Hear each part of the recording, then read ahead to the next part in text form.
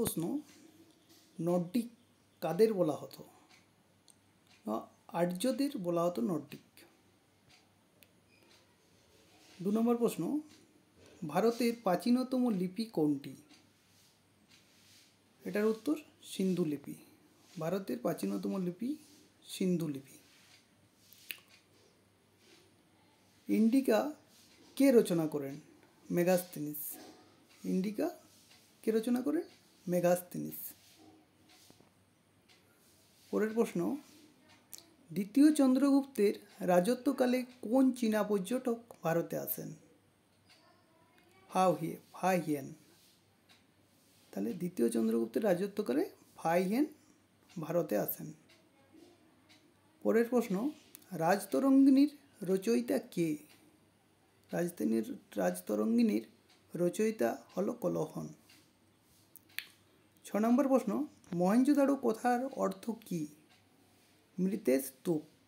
মহেঞ্জোদারো কথার অর্থ মৃতের স্তূপ।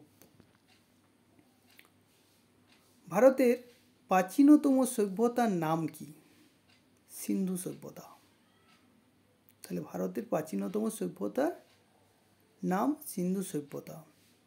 8 নম্বর প্রশ্ন, হরপ্পা কোথায় অবস্থিত?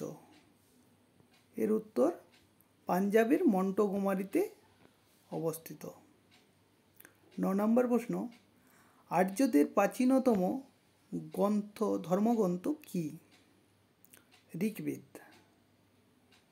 তাহলে আর্যদের প্রাচীনতম ধর্মগ্রন্থ ঋগ্বেদ। 10 নম্বর প্রশ্ন, তহকিক-ই-হিন্দের লেখক কে? অ্যান্সার হয়ে যাবে এটা অলবেরনি। 11 নম্বর প্রশ্ন, ইতিহাসের জনক কাকে বলা হয়?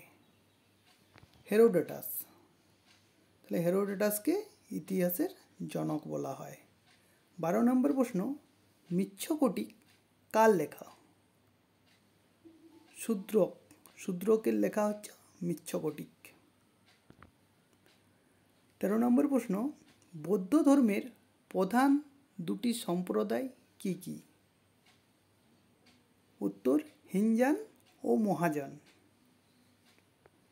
14 নম্বর প্রশ্ন, জৈনদের পবিত্র ধর্মগ্রন্থের নাম কি? দ্বাদশঙ্গ। 15 নম্বর কোয়েশ্চেন, জাতক কি? জাতক হলো একটি বৌদ্ধ ধর্মগ্রন্থ।